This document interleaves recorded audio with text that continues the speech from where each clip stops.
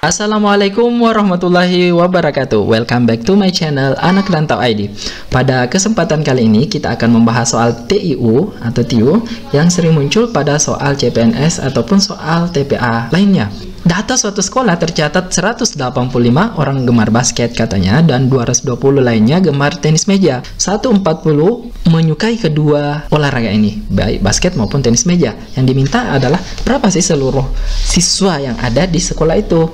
Untuk soal ini kita bisa menggunakan rumus yang namanya rumus suka-suka. Gimana sih rumus suka-suka itu? Untuk menentukan jumlah itu bisa diperoleh dari suka 1 ditambah suka 2 dikurangi suka-suka ditambah, kalau ada ya, tidak suka. Nah, suka 1 itu adalah orang yang gemar pada olahraga tertentu. Yang pertama, ini saya bisa suka 1, orang yang pertama ya, olahraga yang pertama. Sementara olahraga yang kedua ini bisa kita tulis sebagai suka 2. Sementara yang suka-suka ini atau SS itu adalah orang yang gemar atau suka keduanya. Pada bagian ini yang tidak suka tidak dituliskan, berarti tidak suka ini kita anggap 0 saja ya teman-teman.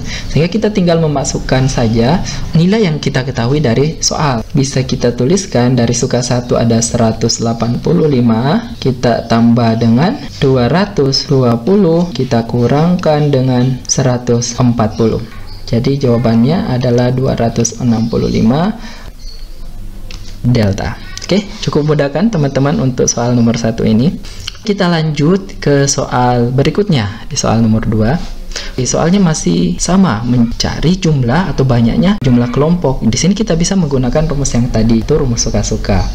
Jadi jumlah tadi itu sama dengan apa tadi? Suka 1 ditambah dengan suka 2 dikurangkan dengan suka-suka ditambah dengan yang tidak suka keduanya.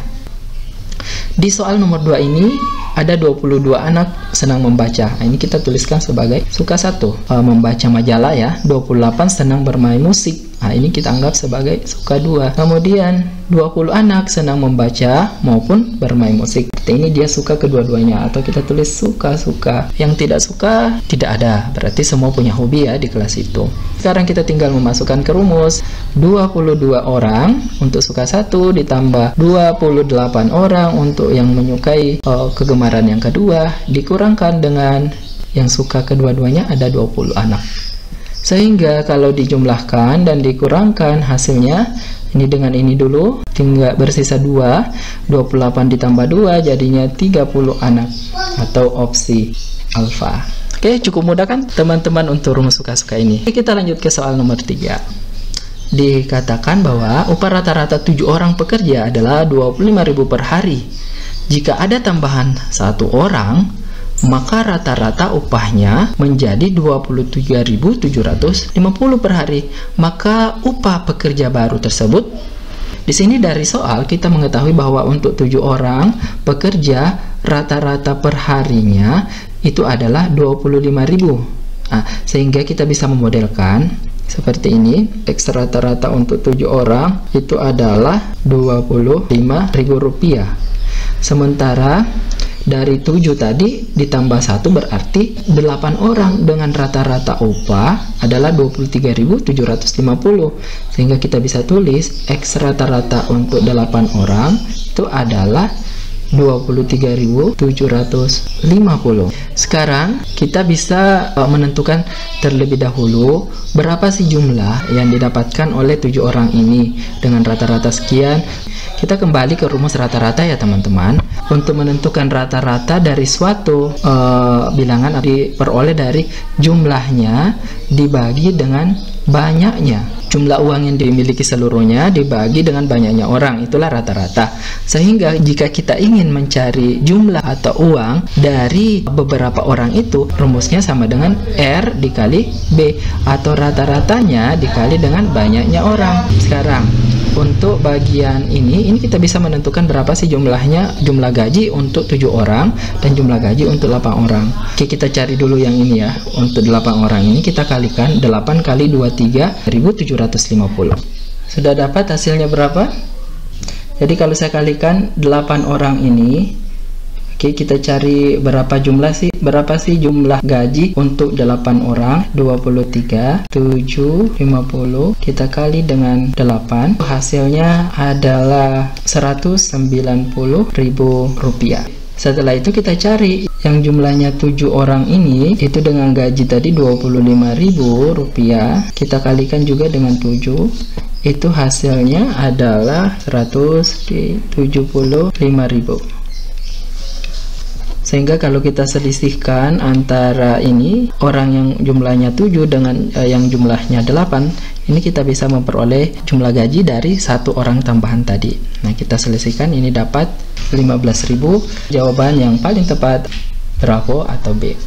Oke, untuk soal berikutnya di soal nomor 4, sebuah perusahaan konveksi memerlukan 130 meter kain untuk membuat 40 potong. Apabila tersedia 312 meter kain, maka berapa baju yang bisa dibuat? Oke, kita modelkan dulu untuk soal ini.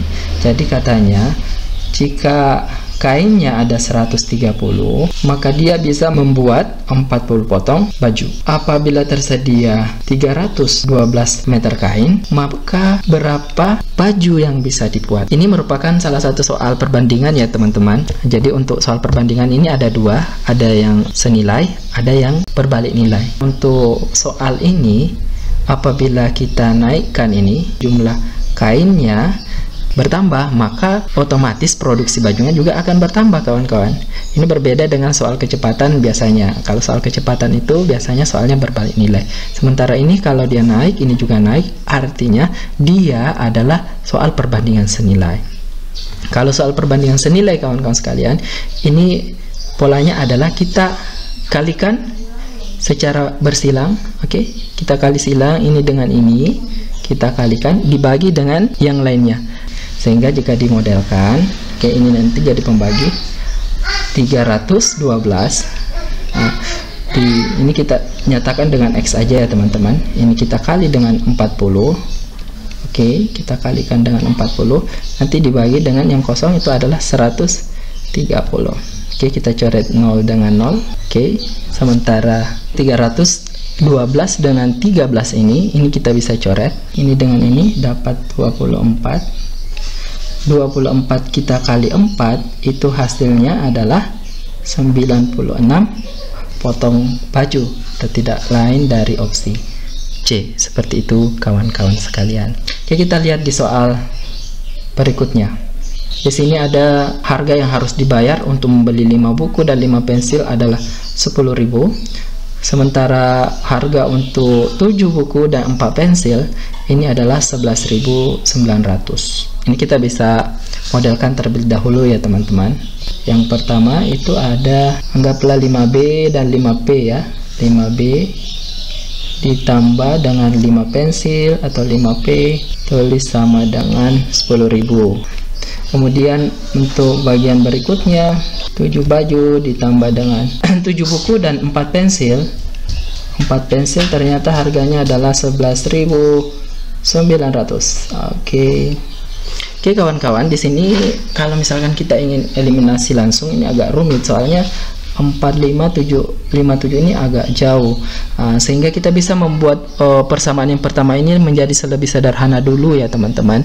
Ini ternyata kalau kita bagi 5 semua, oke, kita bagi 5 untuk masing-masing persamaan ini, kita memperoleh persamaan baru yang lebih sederhana. Ini kita bisa memperoleh buku saja ditambah dengan pulpen, ini habis dibagi 5 semua, ini sama dengan 2.000 rupiah. Nah, ini lebih mudah kawan-kawan, kita memperoleh persamaan baru yang nilai B dan P nya 1, harganya 2000. Sementara ini kita bisa mengeliminasi bagian persamaan kedua dengan mengalihkan kembali B ditambah P ini dengan 4 untuk mengeliminasi berapa pulpennya.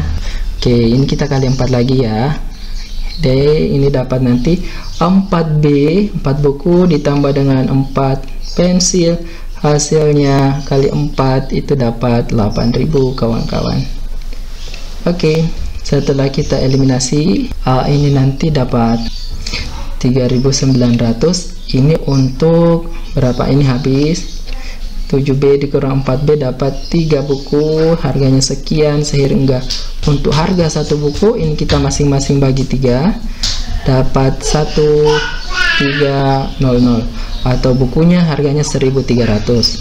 Sehingga kalau kita kembalikan ke persamaan ini, ganti buku dengan 1300, oke, 1300, maka untuk sampai ke 2000, maka harga satu pensil ini adalah berapa? Kita tunggu, tinggal nambahin 700 rupiah, kelebihan 0. Oke, kita dapat 700 untuk pulpen dan 1300 untuk bukunya. Jika dia ingin membeli 5 buah pensil dan 10 buku, ya ini 10 buku dan 5 pensil, tinggal kita kalikan aja, 5 dikali 700 ditambah dengan 10 kali 1300, ini hasilnya 3500, ini hasilnya 13.000. Jika dijumlahkan hasilnya adalah 16.500. Jawaban yang paling tepat adalah opsi delta. Oke, jangan lupa ya untuk menonton video-video lainnya mengenai pembahasan TIUP pada bagian di atas ini. Oke, saya pikir cukup. Jika ada pertanyaan dan komentar, silahkan komen pada bagian komentar. Assalamualaikum warahmatullahi wabarakatuh.